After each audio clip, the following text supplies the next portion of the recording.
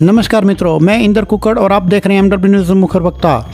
जैसा कि आप जानते हैं कि हम आपको अनेक अध्यक्षों से, सचिवों से, उपाध्यक्षों से और अनेक जनप्रतिनिधियों से रूबरू करवाते हैं। इसी क्रम में आज हम बात करेंगे ढाणी कासनिया दुग्ध उत्पादक सहकारी समिति के सचिव हैं चेतराम जी कासनिया, जो कि पिछले लंबे समय से इस व्यवसाय से जुड़े हुए हैं। और मज़े की बात यह है कि गंगानगर, हनुमानगढ़ दोनों ज़िलों की सबसे बड़ी बीएमसी 5000 लीटर की जो बीएमसी लगी हुई है वो यहाँ पर लगी हुई है। हम जानेंगे इनसे इनके बारे में और किस तरह से इन्होंने अपने व्यवसाय को इतना विकासशील किया हुआ है और किस तरह की समस्याएं इनको देखने को मिलती हैं। उन्हें विचार करेंगे और जानेंगे इनके बारे में। तो चेतराम जी, आपका बहुत बहुत स्वागत है हमारे चैनल में। आपका भी स्वागत है। आप हमारे समिति में पहुँचे हो, इसके लिए आपका बहुत बहुत धन्यवाद। धन्यवाद जी। तो चेतराम जी, सबसे पहले बात करेंगे आपके बारे में। आप कितने समय से इस व्यवसाय से जुड़े हो और किस तरह से आप जो है बीएमसी लगी और किस तरह से आपने इसका विस्तार किया? सब, मेरा नाम चेतराम कासनिया।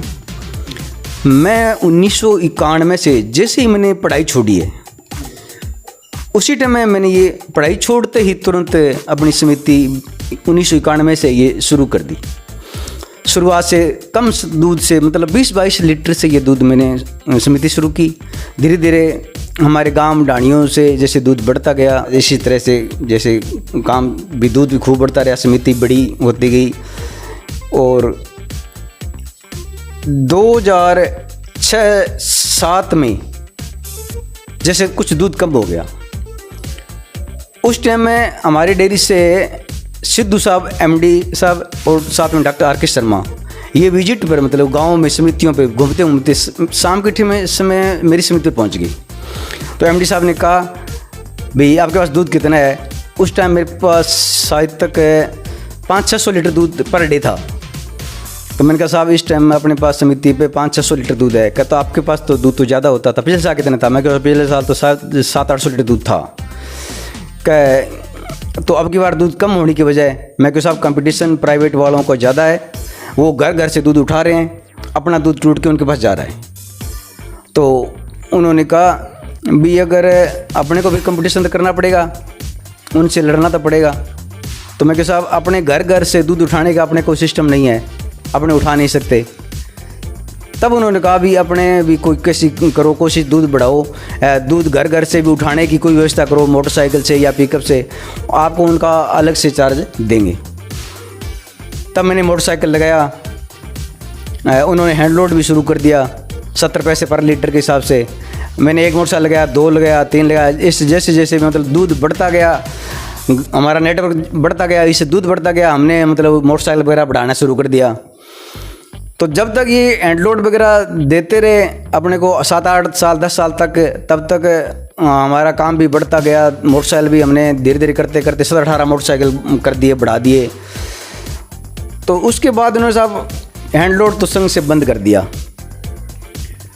और हम तो जैसे मैनेजमेंट कर रहे हैं, अभी संघ से अगर हैंड लोड बंद हो गया तो हम कुछ थोड़ा बहुत कस्टमर से काटते हैं, कुछ हमारे कमीशन से मैनेजमेंट करके उसको चला रहे हैं। लेकिन मतलब संघ वालों ने हाथ खींच लिया इसके बारे में। तो मेरा मानना ये है कि संघ को हमारा जो हम दूध इकट्ठा घर घर जाके दूध इकट्ठा करते हैं, तो संघ को उसका हमें कुछ न कुछ देना तो चाहिए, क्योंकि संघ ने ये शुरू करवाया था और संघ ने ही ये बंद करवा दिया। तो हमारे ये कुछ इसका नुकसान हुआ है। और दूसरा मैं ये मानता हूँ भी दूध की कीमत ठीक है, पिछले सालों से रेट खूब अच्छे है, लेकिन फिर भी जो दूध उत्पादन करने में किसान का जो खर्चा आता है, उस खर्चे के हिसाब से अब भी दूध के दाम कम है। दूध के दाम कम होने की वजह यह है भी दूध जो बनाकर नकली बनाकर बेचते हैं, वो दूध की भरपाई कर देते हैं और हमें हमारे ओरिजिनल दूध का सही दाम नहीं मिल पाता है। तो मेरा मानना ये है भी सरकार से भी इसको दूध के जो बनाने वाले हैं उन पे शिकंजा कसा जाना चाहिए। ज़्यादा से ज़्यादा मतलब सरकार को इस पर ध्यान देना चाहिए, ताकि सही दूध देने वाले किसान को सही दाम मिल सके। तो मेरा यही मानना है सर। मतलब जो नकली दूध जो बनता है उस पर अगर रोक लगेगी तभी असली दूध की वैल्यू बढ़ेगी। हाँ जी, तब असली दूध के सही दाम मिलेंगे, हमारा मानना यही है। तो बात करेंगे चेतराम जी, जो आपकी जो समिति है आज की तारीख में माना जाता है कि आपके पास में सबसे ज़्यादा दूध की मात्रा है, तो लगभग वर्तमान में दूध की मात्रा कितनी है? वर्तमान में दूध फिलहाल 5000 लीटर है। ठीक है। और आपके पास में जो अनेक जो युवा वर्ग हैं, जो आपके पास में जो मोटरसाइकिल पे जैसे लेके आते हैं, घर घर से दूध लेके आते हैं, तो लगभग कितने लोगों को आपने रोज़गार दे रखा है? 20-22 लड़कों को मैंने रोज़गार दे रखा है साहब। जैसे इस गवर्नमेंट ने हमें 5000 लीटर की बीएमसी दे दी, तो हमारे यहाँ के युवा लड़कों को यहाँ पर अपना काम करने का मौका मिल गया, क्यों इनको अब दूध की मार्केट यहीं उपलब्ध हो गई है। तो ये अपने घर घर से आपके अपना अपना एरिया बना रखा है, जिस एरिया से किसको दूध चिकना है अपने अपने एरिया से दूध इकट्ठा करके घर घर से दूध लेकर के समिति पर आते हैं, यहाँ पर अपना दूध और अपने को तुला देते हैं। हम उनको फेंट CLR जो फैसिलिटी हमें संघ से मिलती है वो हम इसको दे देते हैं, और ये जो घर घर से उनको ये लोग भी सप्लाई देते हैं दूध लेके आना। उनको घर घर जहाँ सर्च फीड है, उनको जो संघ जो फैसिलिटी वो उनको घर पे मिल जाती है। जो संघ हमें जो सुरक्षा देती जो मतलब फैसिलिटी मिलती है हमें संघ से, वो ये लड़के घर घर सप्लाई कर रहे हैं हमारे यहाँ से। जैसे सर्च फीड है, सर्च घी है, मिनरल मिक्सचर है, जो सुविधा जो बीज है जेई का है, ज्वार का है, जो बीज है वो यहाँ समिति से ले जाकर घर घर सप्लाई करते हैं। तो उन लोगों को घर बैठे सर्च की सुरक्षा मतलब सब फैसिलिटी मिल रही है। तो बात करेंगे, हम जैसे एरिया में रहते हैं, हम ये भी सुनते हैं कि मतलब चेतराम जी की जो सोसाइटी है उसके अंदर हाथों हाथ जो जांच की प्रक्रिया भी बहुत शानदार है, तो इसके बारे में थोड़ा विस्तार से बताइए। जांच की प्रक्रिया वही है जब हमें जो संघ से किट मिली है वो किट हमारे पास है। हमें जो डाउट लगता है भी इसके दूध में कोई डाउट है तो उसकी हम पूरी जैसे जो जांच है वो पूरी जांच इसकी कर लेते हैं। पहली बात है ऐसी हमारे पास कोई है नहीं, क्यों बड़ा दूध हमारे पास कोई नहीं है। हमारे पास जो भी दूध है वो घर घर से किसी का 5 लीटर, किसी का 2 लीटर, किसी का 7 लीटर, 10 लीटर, इससे बड़ा दूध नहीं है। तो जो 5 लीटर 7 लीटर वो दूध देगा वो बना कर नहीं देगा, वो अपना ओरिजिनल। और जिस हम घर घर से उठाते हैं तो हमें यही पता है अभी इसके पास इतनी पशु है तो इतना दूध इसके पास है, और अपने पास कोई किसी का बड़ा दूध नहीं उठाते हैं। आज मेरे पास 20-22 मोटरसाइकिलों से लमसम 1100 घरों को दूध अपने यहाँ इकट्ठा होता है। तो चेतराम जी बात करेंगे, जो आपकी वैसे आपने बताया भी है कि आपकी जो समिति है इसमें आप जो दूध उत्पादक हैं उनको आप विशेष रूप से किस किस तरह की सुविधाएं दे रहे हैं? सुविधा के तौर पर तो भी जो अब मैंने बोले दिया भी संघ से जो सुविधा मिलती है वो हमारे कस्टमर को मिलती है। दूसरा, भुगतान सही समय पे होना, उनकी फैट CLR ओरिजिनल रेट उनको मिलना। अगर ओरिजिनल फैट CLR था तो उसको रेट भी ओरिजिनल मिलेगा। और जो दूध में पानी डालकर कम CLR का दूध देते हैं वो हम रिजेक्ट कर देते हैं। 2-4 दिन उनको चेतावनी देते हैं, फिर उसको रिजेक्ट कर देते हैं भी आपका दूध लो क्वालिटी का है और ये हमारी इस संघ में नहीं चलेगा। तो चेतराम जी जैसे अब आपकी जो समिति है एक ये बहुत बड़ी समिति है, अनेक दूध उत्पादकों से आप व्यक्तिगत रूप से मिलते भी हैं, उनसे बातचीत भी करते हैं, तो उनको मुख्य रूप से समस्याएं किस तरह की आ रही हैं? हर किसान की समस्या हमारे पास यही आता है भी जो हम दूध उत्पादन करते हैं उसका मतलब हमें सही दाम नहीं मिल रहा है। खर्चा जो होता है पशु पे जो खर्चा हो रहा है वो मैनेजमेंट नहीं होता है। आम शिकायत हमें यही मिलती है भी हमें जो पशु पालन पे आजकल तो सब तूड़ी के रेट भी 1000-1100 रुपये पर कुंटल हो गया है। तो चारा तो फीड है या बिनोला खड़ा है, जो भी फीड है वो सारे फीड महंगे हैं। तो फीड के हिसाब से दूध के रेट आज भी कम है साहब।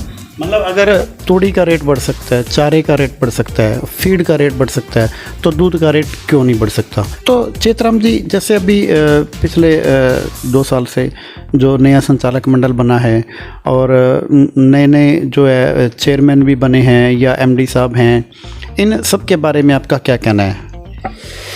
संचालक मंडल के बारे में जब ये मानना है मेरा भी, अब जो हमारा संचालक मंडल जो बना है इसमें जितने भी डायरेक्टर है, चेयरमैन साहब राजाराम जी है, तो जो भी कोई भी सचिव है किसी भी कोई समस्या है अगर जो इनसे संपर्क करते हैं उनकी सुनवाई होती है, ये मेरा मानना है। भी चाहे किसी डायरेक्टर से मिल लें, हम डायरेक्टर से मिल लें, जो राजेश जी सारण है, कलवानिया जी है, मांगीलाल जी बादू है, भी जितने भी डायरेक्टर हैं, भी जिनसे किसी से हमारी कोई जरूरत पड़े, जिनसे हमें कोई लगे भी आप हमने से कोई बने जो कोई मांग करनी है या कोई बात करनी है तो हमारी वो सुनवाई करते हैं। तो संचालक मंडल को लिए मैं उनका भी धन्यवाद करता हूँ। भी संचालक मंडल हमारा बढ़िया है। बात करेंगे चेतराम जी, जो आपके जैसे आप सचिव हो, सचिव लेवल की, तो सचिव लेवल पे मुख्य रूप से समस्या को लेके ऐसी क्या समस्याएं जो सामने आ रही हैं जिसका हल होना चाहिए? और हालांकि पहले में सुधार भी काफ़ी हुआ है, लेकिन अभी वर्तमान में जो फिर भी जो बकाया चल रही हैं समस्याएं, उन समस्याओं को लेके सचिव लेवल की जहाँ तक मैं समस्या आपको बताऊँ, सचिव की सबसे लेवल तो ये समस्या होती है, इस सचिव का दूध की फेंट CLR से ही मिलनी चाहिए संघ से। दूसरा, सचिवों का भी जैसे हमारे BMC पे चिलिंग चार्ज है, जो सचिव का कमीशन है, तो चिलिंग चार्ज जिस टाइम डीजल 28-30 रुपये था, उस टाइम पे हमें 32 पैसे पर लीटर चिलिंग चार्ज मिलता था, और आज डीजल 100 रुपये से निकल गया तो भी चिलिंग चार्ज हमें वही 32 पैसे पर लीटर मिल रहा है। बिजली उस टाइम हमें 3-3.5 रुपये यूनिट मिलती थी, वो आज 10-12 रुपये यूनिट मिल रही है, तो चिलिंग चार्ज वही है। तो मेरा मानना ये है भी संघ से या संचालक मंडल के बोर्ड से मेरा निवेदन है भी जो महंगाई बढ़ती है उसी हिसाब से उसका दाम बढ़ना चाहिए, चिलिंग चार्ज का है या कमीशन है वो बढ़ना चाहिए, वो नहीं बढ़ रहा है। तो चेतराम जी, जैसे आमतौर पर हम देखते हैं कि जो आज का जो युवा वर्ग है इस पशुपालन के व्यवसाय में ज़्यादा रुचि नहीं रहता है, और जो दुग्ध उत्पादक हैं वो भी इसमें इतनी रुचि नहीं लेते हैं। वो सिर्फ इतना ही है कि जितना, अब मान लो अगर 4 गाय हैं तो जितना दूध उनको घर में यूज़ कर लेते हैं, जो बचता है वो देते हैं, जबकि इसको एक व्यवसाय के तौर पर नहीं करते हैं। और बात करें युवा वर्ग की, तो वो युवा वर्ग है, अगर गवर्नमेंट जॉब की अगर एक वैकेंसी आती है तो उसमें हज़ारों युवा खड़े हो जाते हैं, जबकि पता है कि नौकरी एक को मिलनी है, सभी को नहीं मिलनी है। जबकि ये जो पशुपालन का जो व्यवसाय है एक फैमिली व्यवसाय है जो कि खेतीबाड़ी के साथ में किया जा सकता है, इसके अंदर इंटरेस्ट नहीं लेते। इस बारे में आप क्या कहना चाहोगे? इस बारे में युवा वर्ग से मैं यही अपील करूँगा कि युवा वर्ग को नौकरी के पीछे न भागकर तो अपना ये खुद का व्यवसाय, दूध का व्यवसाय है, जैसे आप खेती बाड़ी के साथ साथ दूध का व्यवसाय आपका अपना धंधा करना चाहिए। क्योंकि जमीन हर किसान है तो खेत तो बंट रहे हैं, ज़मीनें तो कम पड़ती जा रही है, ज़मीनें तो बढ़ेगी नहीं, परिवार बढ़ रहा है, बंटवारे में कम होती जा रही है। तो खेती के साथ साथ मेरा मानना ये है भी युवा वर्ग को दूध उत्पादन पर ध्यान देना चाहिए। आप कम से कम अच्छी नस्ल की 2-4 गायें रख कर तो वो अपना घर का खर्चा निकाल से उस आमदन से निकाल सकता है। तो युवा वर्ग को मैं यही कहूँगा भी ज़्यादा से ज़्यादा इस धंधे से जुड़ना चाहिए, न कि मतलब नौकरी के पीछे भागते हुए, क्यों नौकरी सबको नहीं मिलने वाली है। तो एक के लिए नौकरी के पीछे न भागकर अपना खुद का व्यवसाय करना चाहिए। और ये किसानों के बच्चों के लिए सबसे ज़्यादा अच्छा रहेगा भी खेती के साथ साथ युवा वर्ग दूध के धंधे से जुड़ सकते हैं और आसानी से वो इस काम में कामयाब हो सकते हैं, मेरा ये मानना है। ज़्यादा से ज़्यादा मैं युवा वर्ग को ये मानूंगा भी अगर दूध का धंधा करे तो वो सरकारी संघ से ही जुड़े तो बेनिफिट रहेगा। क्यों प्राइवेट वालों की उनकी कोई नींव नहीं होती है, वो कोई ज़्यादा लंबा चलने वाला सिस्टम नहीं होता है। तो मैं यही मानूंगा भी धंधा अगर करें तो सरकारी संघ से जुड़ के ही करें तो उनका धंधा हमेशा के लिए लंबे टाइम तक चलने वाला हुआ, मेरा मानना यही है। तो चेतराम जी, अब जैसे आपके जो मिलने वाले हैं शुभचिंतक हैं या संघ है, सरकार है, ग्रामीण है, या जितने भी दर्शक आपको देख रहे हैं, उनको आप विशेष रूप से क्या अपील और संदेश देना चाहेंगे? उनको मैं यही सबसे पहले तो मैं संघ से ये अपील करूँगा भी संघ को गांव में शिविर लगाकर अपने संघ के बारे में ये मतलब थोड़ा प्रचार प्रसार करना चाहिए, ताकि आम आदमी को संघ से जुड़ने का थोड़ा मानस बने। और आम किसानों से, दूध उत्पादकों से भी मेरा यही निवेदन है भी वो संघ से ही जुड़े ज़्यादा से ज़्यादा। जो भी सरकारी मतलब सरकार की तरफ से जो किसी भी मतलब अनुदान मिलता है या भी जो भी सरकारी सुविधा मिलती है तो वो संघ के द्वारा ही आम मतलब ग्रामीण को, आम दूध उत्पादक को मिल सकती है, मेरा यही मानना है। बहुत बहुत धन्यवाद। तो ये हैं चेतराम जी कासनिया, जो कि ढाणी कासनिया दूध उत्पादक सहकारी समिति के सचिव भी हैं, और इन्होंने अपनी जो समिति है उसको बहुत ही बड़े लेवल का बना रखा है और अनेक युवाओं को, लगभग 20-25 युवाओं को इन्होंने रोज़गार दे रखा है। और छोटे से काम से शुरू किया हुआ ये व्यवसाय इन्होंने आज हनुमानगढ़ और गंगानगर दोनों ज़िलों में सबसे बड़ा व्यवसाय इनका है। इन्होंने अनेक युवाओं से और ग्रामीणों से अपील की है कि ज़्यादा से ज़्यादा इस व्यवसाय से, पशुपालन के व्यवसाय से जुड़ें, और जो चाहे सरकार की, चाहे केंद्र सरकार की हो, चाहे राज्य सरकार की हो, जितनी भी योजनाएं आती हैं उनका लाभ उठाने के अलावा इन्होंने संघ से भी अपील की है कि समय समय पर गांवों में शिविर लगाकर इस संघ के बारे में जानकारी दें, और दूसरा ज़्यादा से ज़्यादा जुड़ने के लिए उनको योजनाओं के बारे में बताया जाए। तो ठीक है जी, MW न्यूज़ मुखर वक्ता में समय देने के लिए बहुत बहुत धन्यवाद।